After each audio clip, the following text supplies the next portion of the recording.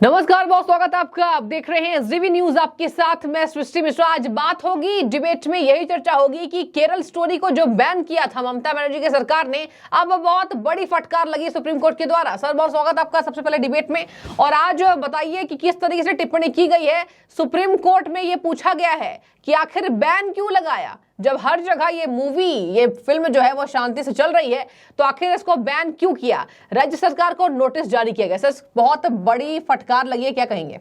देखिए, इसमें ऐसा है कि बंगाल गवर्नमेंट इसमें खुद ही फंस जाएगी जी। उसकी वजह आपको बता दें कि ऑलरेडी जो केरल की हाई कोर्ट थी उस पर भी लगाया गया था। केरल की हाई कोर्ट ने इस फिल्म को चलने देने के लिए परमिशन दी और उस पर भी 2 बार किया गया, मूव किया गया।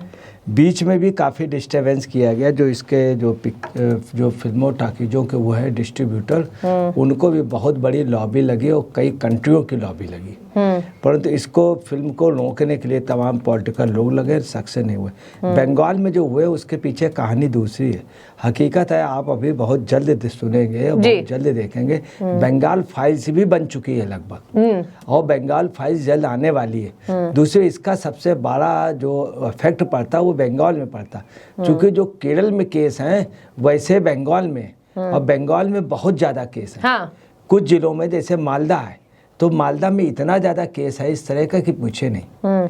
वहाँ पे बांग्लादेशी मुस्लिम हैं और काफ़ी रोहिंग्या आ गए हैं। तो वहाँ पर ममता बनर्जी के लिए ये समझ लीजिए सबसे बड़ा वाटर लू था। इसलिए ममता बनर्जी ये जल्दी में कर गई, परंतु ममता बनर्जी का ये करने से क्या हुआ कि बंगाल में इसकी क्रेज बढ़ गई और लोग इसको चोरी छुपे देख रहे हैं। और लोगों के अंदर, और अब जो है 17 तारीख जो उन्होंने दी है, तो ऑनरेबल CJI चंचूड़ जी और नरसिम्हा जी ने उन्होंने बहुत स्पष्ट कर दिया है कि ऐसा क्यों किया आपने, और ये पूरा अनैतिक है जी।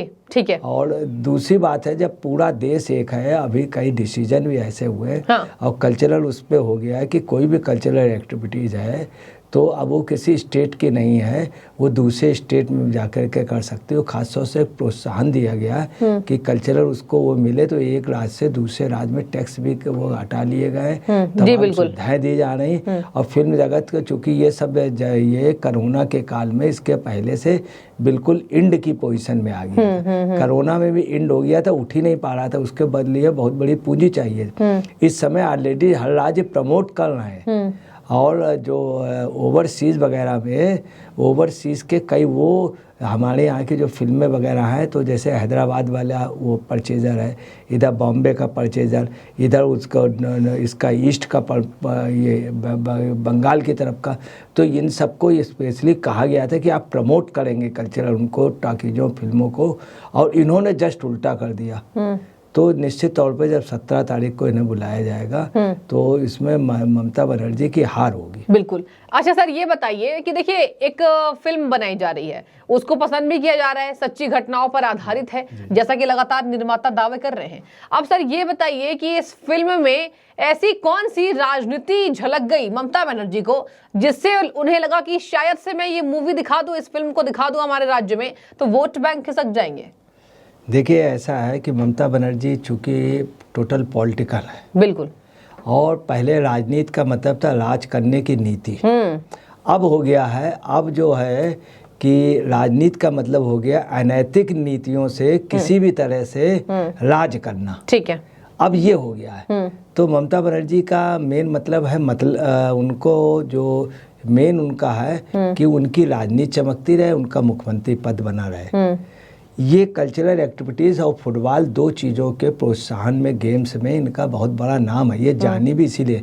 दूसरा, बंगाल का आपको बता रहे हैं कि हिंदुस्तान में बंगाल एक ऐसा है जहाँ पे हाई कोर्ट में भी, हाई कोर्ट बंद हो जाने के बाद वहाँ पे प्ले का थिएटर किया जाता है। उसमें जस्टिस इकट्ठे बैठते हैं। जस्टिस मतलब उसके बाद में जब वो कोर्ट वो हो जाती है तो उसी परिसर में जस्टिस बैठते हैं और प्ले पे हिस्सा लेते हैं। प्ले अगर कहीं जिंदा है थिएटर, तो वहाँ बंगाल की कला की बहुत बड़ी वैल्यू है। आपको ताजुब होगा कि जो रविन्द्रनाथ टैगोर हैं, उनका नाम महात्मा गांधी से कई गुना ज़्यादा विदेशों में था। महात्मा गांधी को पहला उन्हीं ने उपाधि दी थी। और उनका ये था कि महात्मा गांधी कहीं जाके सजदा करते थे, जानते थे रविन्द्रनाथ टैगोर से हम बहुत जूनियर, इसलिए जाके उनको गुरुदेव कह दिया, तो उन्होंने वो कह दिया। उनको नोबेल उस समय मिला था, वहाँ की कला का था।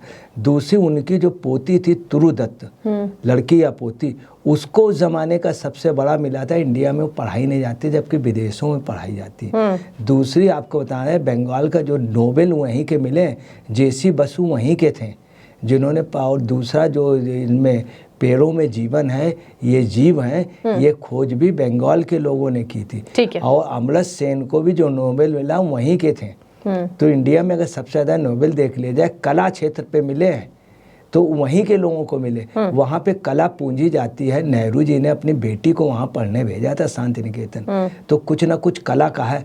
उस कला को ये रौद रही है। हाँ। जबकि ये कला के बल पे जानी गई, ये कोई पॉलिटिकल नहीं थी। ये छोटे छोटे थिएटर अरेंज कराती थी। कांग्रेस में ये इसलिए इनको स्थान मिला कि छोटे छोटे प्रदर्शन उसमें प्ले के साथ, ठीक है, और उसी को ये कुचल नहीं है। और ये जो फिल्म है ये कोई पूरी कंप्लीट फिल्म नहीं है, ना ही इसको फीचर फिल्म का दे, ना ही इसमें कोई डिजाइन है, ना कलर है, ना ही कोई प्रॉपर्टीज है, ना कोई डायलॉग है, ना कोई सॉन्ग है। उसके बावजूद भी चले है तो ये मानिए एक प्रकार से ये एक ओरिजिनल थिएटर का मंचन है जो अपनी थीम देने पे सफल रही। और उसमें ममता बनर्जी ऐसा कर रहे हैं। ममता बनर्जी अगर किसी उस फिल्म में कर देती तो बात अलग थी। ऐसी फिल्मों को, जैसे लगान थी ये सब फिल्म, ऐसी फिल्मों को जनता का एक अलग रिस्पांस होता, ये इसमें कोई शक नहीं। कुछ लोग इस फिल्म के खिलाफ होंगे, इसमें कोई, तो ये हर एक की पोजीशन है। तो ममता बनर्जी शायद ये जो कर रही है ये कला का गला घोट रही है जी। और अगर कहीं थिएटर जिंदा है हिंदुस्तान में, आप कहीं पर भी कोई भी थिएटर कर लीजिए तो लोग टिकट खरीद के तैयार नहीं, मगर बंगाल में लोग थिएटर के लिए पैसे देते तब एंट्री करते। ममता बनर्जी के लिए बहुत बड़ा लॉस होगा, बहुत बड़ा लॉस होगा। तो अच्छा, आप यहाँ से अंदाज लगा लीजिए कि मैं आपको बहुत महाश्वेता सिंह जी से कि ममता बनर्जी उनसे मिलने जाती है, बड़े बड़े मुख्यमंत्री उनसे मिलने जाते थे। तो कला क्षेत्र का वो जो एक हो रहा है कि अभी तक के जो मशहूर गाने हुए या मशहूर थिएटर हुए हैं तो वहीं से हुए।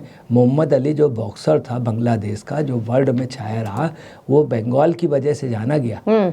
और आपने सुना होगा कि एक वो थे जिनका गाना था वो जिस गाने में था दमादम मस्त अंदर अली दा पहला नंबर अली दम दम के अंदर, वो जो गाना जिनका था बांग्लादेश की जो गायिका थी, उनको भी जब उन्होंने बंगाल में गाया तो बंगाल से वो गाना हिट हुआ।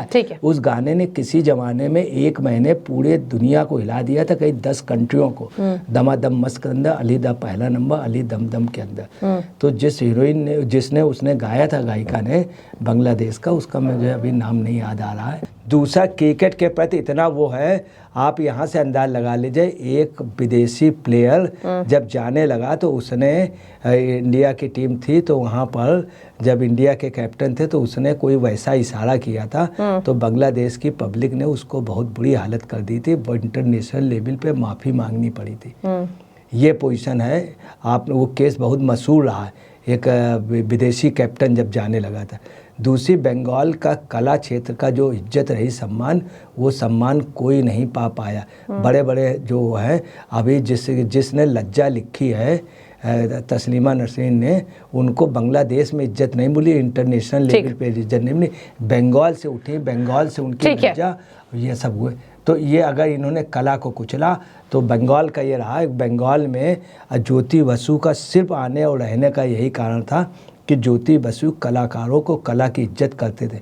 जब इन्होंने कला के एक उसमें मंच में ये जल्दी में चले गए थे, इन्होंने लोगों को सम्मानित करने के लिए इनके पास टाइम नहीं था, तो इन्होंने कहा कि सब लोग एक साथ अपने हाथ में ले ले और मैं सबको कह दे रहा हूँ दिया।